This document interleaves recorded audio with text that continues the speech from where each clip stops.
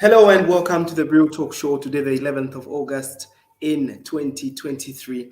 A very good afternoon to you. My name is Iga Kapambwe and I'm your host for today on the Real Talk Show. A warm welcome to you. This is quite an exciting episode that we have today. And before I go right into discussing what we are talking about today, I'd like to introduce my guests for the day. And our first guest for today is Louis Mercy Katoka, who's a youth representative under FHI 360. And allow me to just, give her a chance to say a good afternoon. You're welcome, Mercy, and thank you so much for making time to speak to us today. Thank you so much, Egan, and good afternoon to you as well as the rest of the viewers.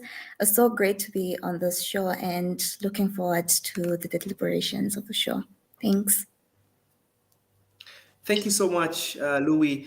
Our second guest for the day is Francis Jerry, who is a youth development specialist. Super honored to be speaking to a youth development specialist. Good afternoon to you too, and thank you for making time to speak with us today.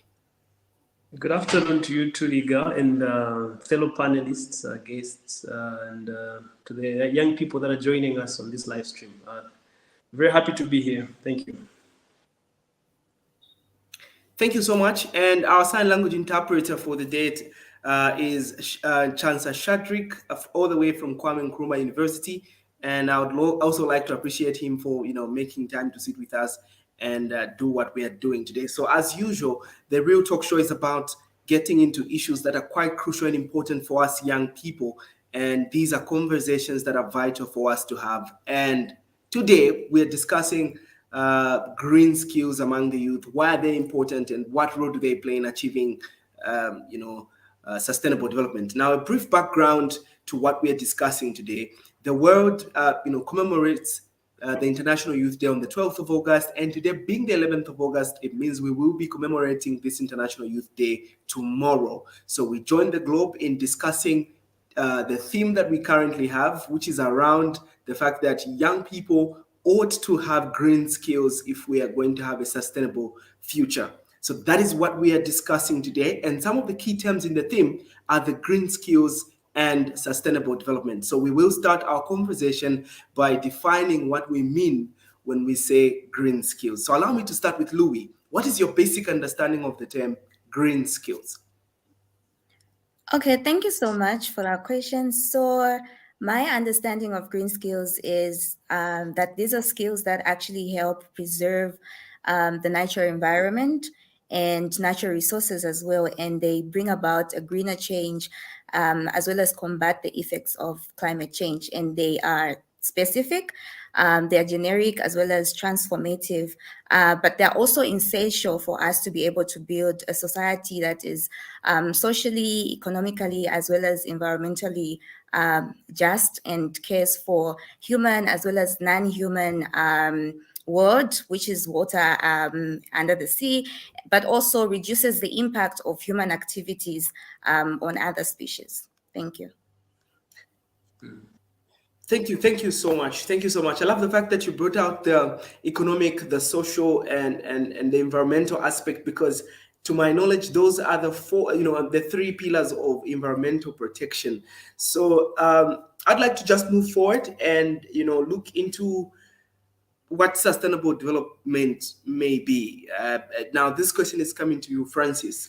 What should come to our minds when we speak of the term sustainable development? Well, I think what comes to mind when one asks what sustainable development is, obviously there are two ways there. You're looking at the word sustainable, and the second part you're looking at what is called development.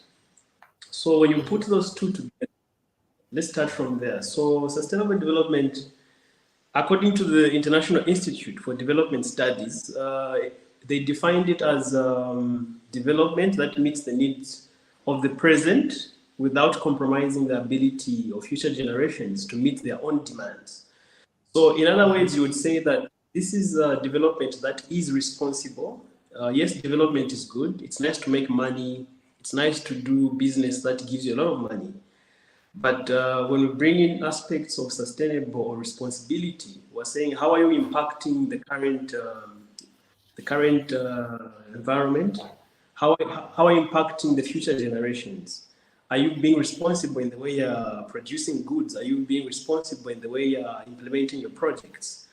So just to take it a bit, when you talk about sustainability, many issues come in to say, okay, if I have a problem today and I came to you, the first thing you'd think of is giving me money, right?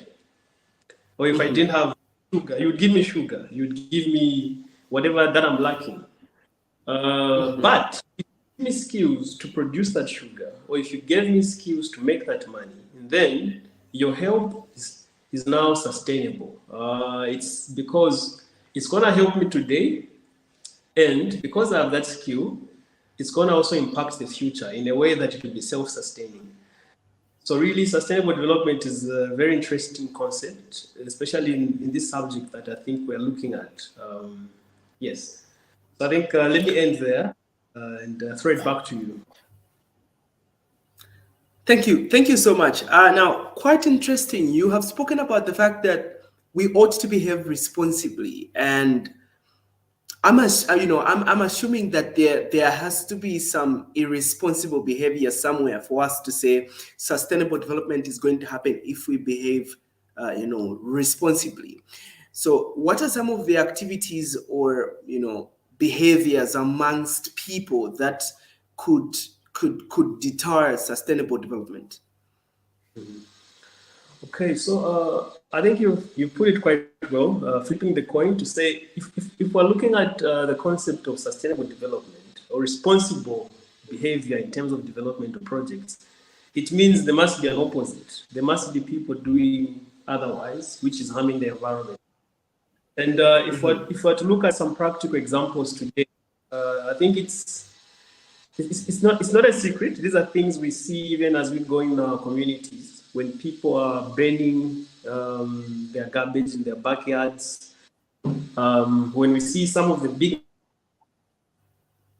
dumping waste in the rivers, in the lakes, because yes, they'll get rid of the waste. For them, they'll make money. They'll have space to create more of the finished product, but they'll be harming the environment. Mining towns.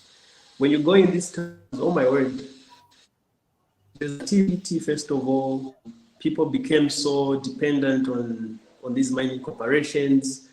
If you look at the soil, the mining activities took up so much land. They created big trenches or pits that cannot be recovered now. So when we talk about irresponsible behavior in terms of development, I think those are some examples that we can give, where we've seen actually some of our water being polluted.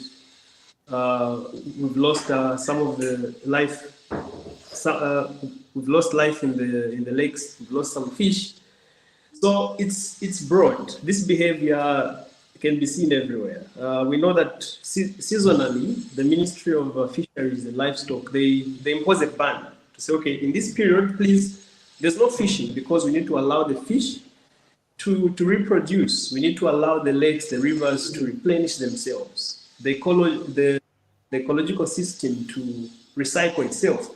But we see people, even in the midst of these bans, we see them still going there illegally and still fishing. So that is a very good example that I can point out on irresponsible behavior when it comes to development. And this is the behavior that we're saying is not sustainable because it is not helping us now and it's killing the future generations. Imagine the children that will be born tomorrow. They will be landing in poverty, which was created by irresponsible people that are here today. And so, then just to go further, on the same fishing issue, we know that there are prescribed fishing nets that you need to use when you want to catch your fish. But we see some of these people, or fishermen, engaging in quite toxic fishing methods, like using a mosquito net, which will catch even the small fishes which are supposed to grow and reproduce further. So these and many other examples, I think, can be cited. And even as we are looking at them, they give us a perspective on how responsible development should look like. And mind you, the examples that I think I've picked out are just in one sector. So we can go in many other sectors. We can go in many other sectors where we see this behavior that is not helping us to be sustainable in our development. So I know we're talking about young people, and just to remind us that International Youth Day will be on the 12th. And all this is around young people. So for example, when government is making policies and they don't involve young people, is that sustainable? No, it's not. It is not sustainable. When government is making policies and young people are not being consulted, they're not being engaged, they're not being involved. Even as now this topic of the green economy is coming in, how much of the young people's involvement is there? How much of the young people's contributions are being considered, even as Zambia is looking at putting plans to go green. So all this is tied around the concept of sustainable development that is holistic and actually engages all the stakeholders in that ecosystem that you're looking at. And in this case, obviously, the biggest stakeholders in this ecosystem are the young people. Because when you look at currently, just Africa, I won't narrow it down to Zambia because it's International Youth Day. So I'll look at Africa. So currently, young people between the ages of 15 to 25 currently in Africa account for about 200 million. So in simpler words, 200 million human beings right now in Africa are between the ages of 21 and 25. That's a very huge number. It's huge. And this places young people at this very agenda of sustainable development that we're looking at. To be specific, the green skills and the green economy that I think my sister Louis just touched on. So it brings young people in that space. And if we're saying that this agenda is going to be sustainable, this 200 million cannot be ignored. If you bring it down to Zambia, the statistics are even worse. We have more young people in this age bracket than generally than the general population. So I reemphasize that as we are looking at sustainable development and what not to do in development, you cannot ignore this huge number of young people. So I think let me leave it and throw it back to you. Yes, thank you. All right, thank you so much. You've talked of policies and young people. You've also talked about the involvement of young people in coming up with policies that are governing, the environment. So I would like us to continue that conversation, seeing how pivotal that is in our conversation. But for now, let me just check out some of the comments that are coming in, trickling in from Facebook. I'm seeing Mark saying that he's watching. Mitchell Zulu is also watching from the Copper Belt. Thank you so much for joining us. And then, Louis, I would like us to just stray a little bit away from sustainable development. I think that's a concept that has pretty much been explained. What are some of the examples that can be cited when we are talking of green skills? Okay, so some examples that we can cite when we're talking about green skills is, first of all, we have to understand that there's two categories of green skills, and the first one being technical. And when we're looking at examples of green skills that are under technical, we're looking at new types of jobs that are being created. And these may include upgrading existing occupations, such as sustainable farming, where we have to be conscious on the farming methods, the farming practices that we indulge in, as well as how we recycle waste, and also how sustainable we can incorporate other aspects of society, even things to do with fashion designing, energy. We've seen a lot of people trying to come up with solar energy, which is a good thing. There's a lot of solar panel technicians that have come in the scenes, and these are just some of the examples that we can have under technical. And when it comes to fashion designing, most fashion designers these days are looking of sustainable ways in which they can design different styles, different clothing, different fashion brands. And currently we've seen people that are using plastics, and they're recycling that just to come up with bags, and we've seen people that are using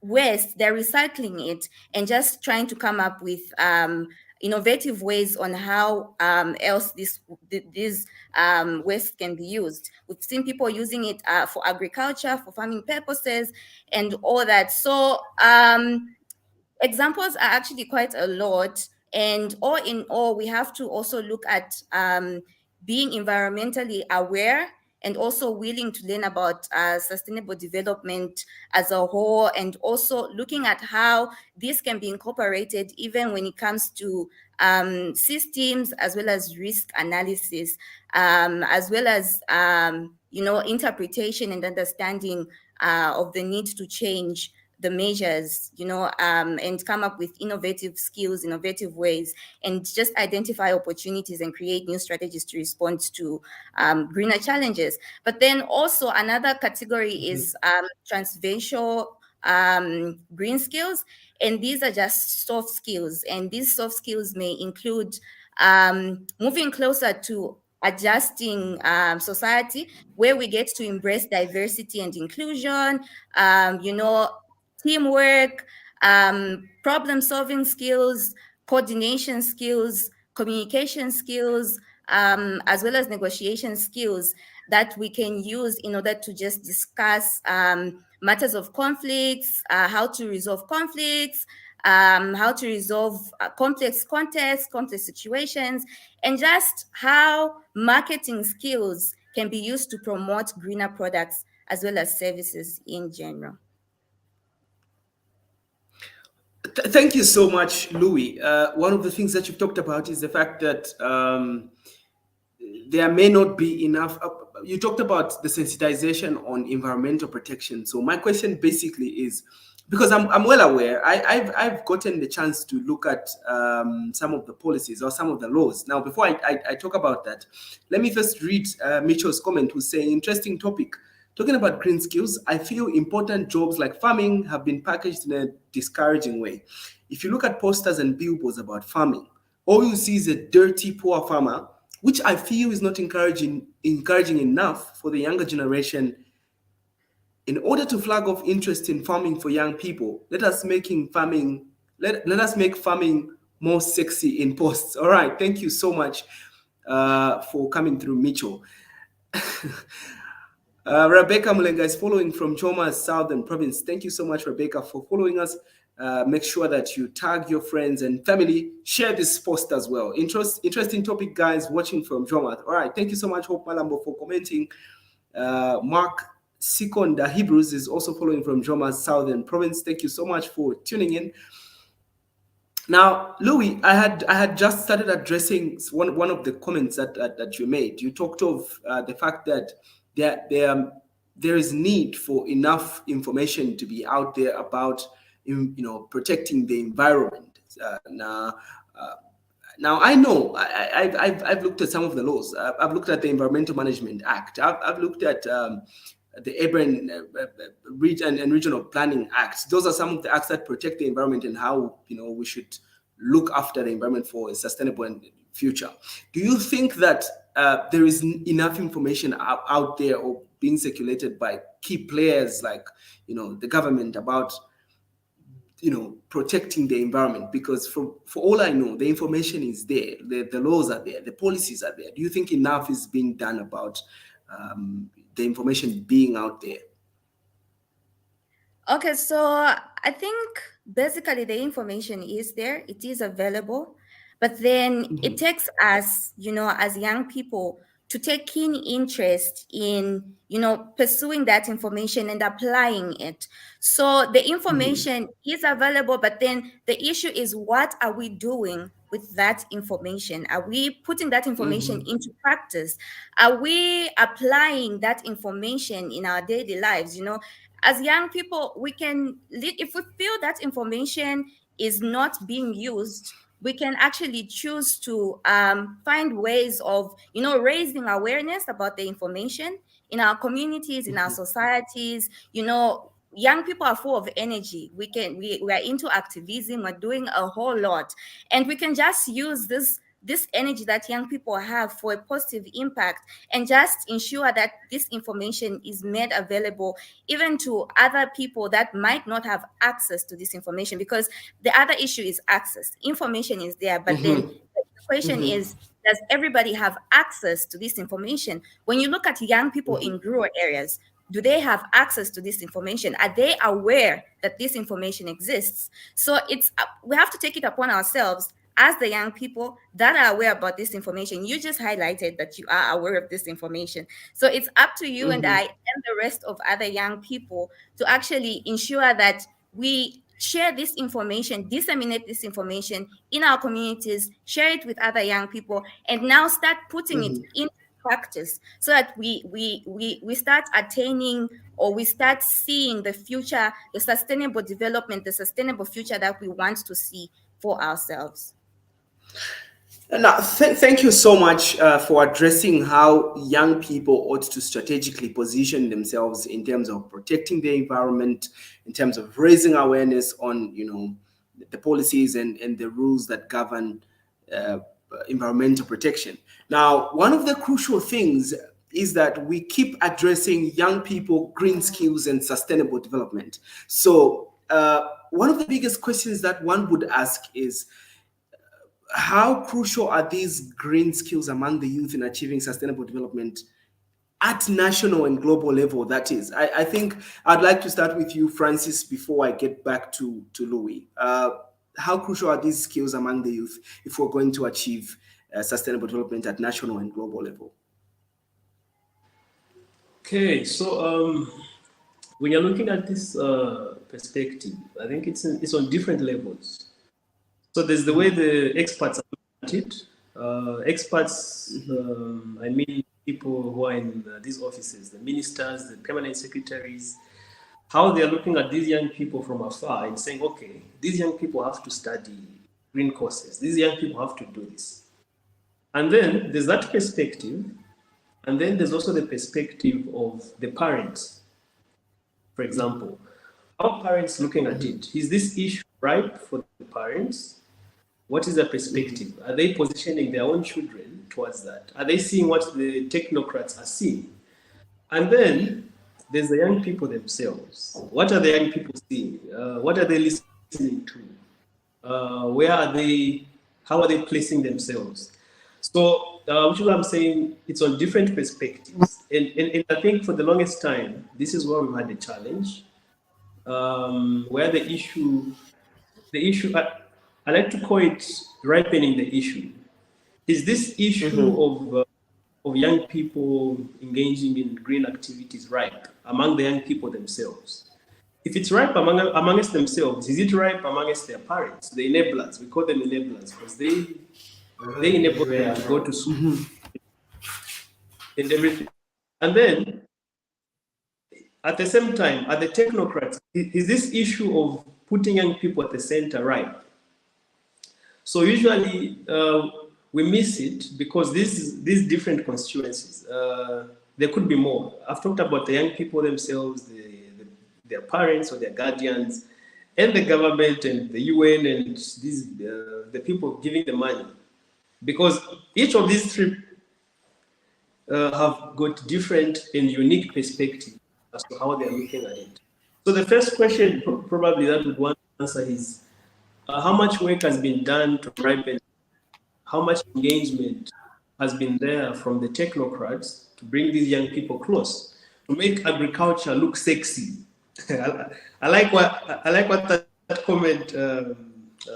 Is it from Mitch from Choma? Mitchell. Yes. So, Mitchell. I think that comment came from Mitchell. So, what is the government doing? What is the UN, for example, doing? What are other implementing partners doing to ripen this issue? Because for you to ripen this issue, you need to do things like make it look sexy, right? Even when you're eager. I mean, are you dating? You're asking me? I'm asking you.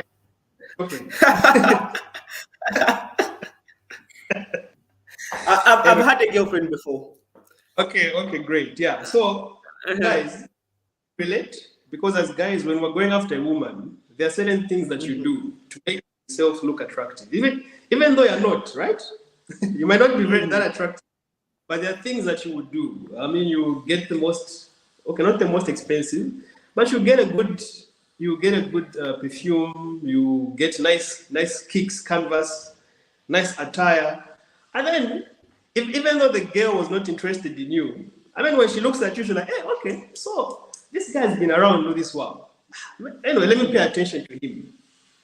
Then, as you have that objective of getting that girl for yourself, you will do other things. You take out on a date, you use language that she can relate with. Why are you doing all those things? You're doing all those things because you want to make yourself look attractive and win her over. So now let me bring it back to the issue at hand. The experts that are driving this agenda, what have they done? What are they doing to engage the young people and to make agriculture, for example, look sexy, to make green jobs attractive? I mean, there's nothing wrong with having people who are above 35 in these offices, but it would be nice to have fellow young people driving this agenda because young people can relate.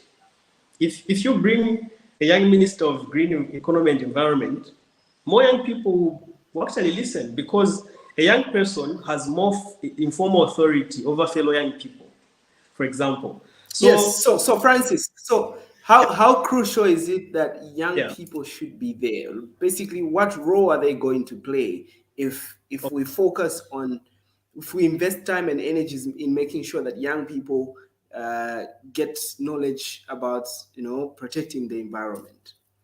Yes. So I was coming to that. Just that usually I've an issue with the people who drive the agenda because I think much of the authority is in their hands to engage the young people. So now let me come to the young people. So it's very crucial, first of all, because of some of the things I highlighted. I mean, when you look at the statistics, we have more young people. And the fact that we have more young people, it means we have more graduates who are young people. And because we have more graduates who are young people, it means we do not have enough jobs, for example. Enough jobs to go around in other sectors. Not everyone can sit in an office, for example. And these young people have got people who are looking up to them, for example. So it is crucial for them to be engaged and involved because once that base is widened, there will be more jobs and there will be more economic activity for the country. And even when you look at some of the targets in the 8th National Development Plan, you will see that the young people are one of the biggest drivers of development once they're empowered with some of the information that I think was highlighted. and the skills. Yeah, so I think it's crucial because one, young people are the majority currently, and besides them making an effort to engage in these activities, I think even also our policymakers, the people driving the agenda, need to find ways of making this look attractive for the young people. They need to bring them in and empower them and position them for success in the green economy, in the green skills. Thank you, Ika.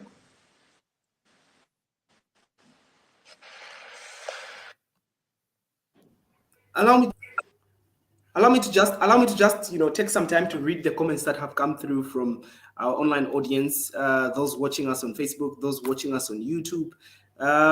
Victoria Nakanyika is saying, I agree with Louis. We need to integrate modern technology and digital platforms to make learning about green skills engaging and accessible. Virtual reality, online courses, and mobile apps can enhance the learning experience. Thank you so much, Victoria, for that comment. Quite insightful. Simata is saying, kudos ZYP and the Real Talk crew. Thank you so much. The topic at hand could not have come at a better time. Harnessing green skills is no longer a luxury, but a real incentive for a planet threatened by climate change. Thank you so much for watching us on YouTube. Stella the Advocate is saying, what's more encouraging is that even young people have now taken it upon themselves to do it their way, and they're doing well. I have friends who have embarked in the farming journey. All right, thank you so much, Stella, for that particular comment. Micho Zulu is back again, and he's saying, talking about environmental issues, the government has already caused more damage by allowing GMOs, which require chemicals that are harmful to the environment. Our own indigenous seeds are phasing away. I feel young people should advocate for organic farming, which is environmental friendly, and the government to burn GMOs. All right, thank you so much, Mitchell, for coming through. The other comment is coming from Stella the Advocate, who is saying there are people in remote areas. Do they have access to the information? I believe there's not much being done, especially on information expansion. All right, thank you so much, Stella. Sakala Agnesi is saying, exactly, good point, Francis Jerry. All right, thank you so much. I should believe we have one or two more comments, but Noria Ambasela is following from Livingston, and then I saw a comment pass about how I think it should be Stella that commented. She talked about how information is not readily available. I think it was you, Louis, that addressed that point. I also feel like the laws are there, the policies are there, but they're not spread out there as much as they should, because the effectiveness of a law, the effectiveness of a policy is how well people are invested. And then Francis talked about the involvement of young people. It's about them being involved in the process of the formulation of these policies, so that at the end of the day, they will take ownership of the policies and the laws that are made, and it will be easy for them to push this agenda, as Francis had earlier stated. So I think we are getting towards the end of the show. Louis, I'd like you to just maybe, do you have a comment on some of the comments that have come through? Do you have a particular comment that you would like to address? Or would you like to contribute to how crucial these skills are among the youth in achieving sustainable development at global and national level? Okay, I can contribute to what Francis has said on how crucial the skills are.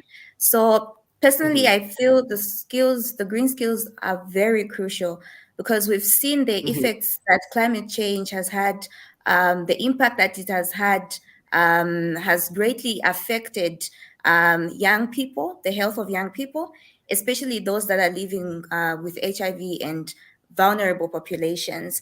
And I feel green skills are essential because they would actually help maintain the quality of life, and they would actually provide young people, especially adolescent girls and young women, with the necessary knowledge, as well as the tools that they would need for them to actively contribute to a sustainable world, but also promote a sense of empowerment and responsibility. And this will just keep them away from, bad vices. We've seen a lot of young people engaging in transactional sex, thereby, increasing their risk to HIV and STIs, and other diseases. But then if they are equipped, they have the knowledge, I feel they would actually improve their quality of life.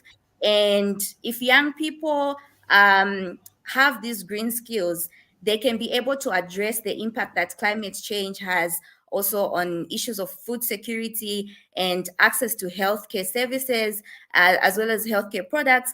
And the green skills can actually create economic opportunities for us as young people to just get involved in sustainable agriculture, like somebody in the comment section did highlight, as well as ways of renewable energy and, green and better technology development. Thank you.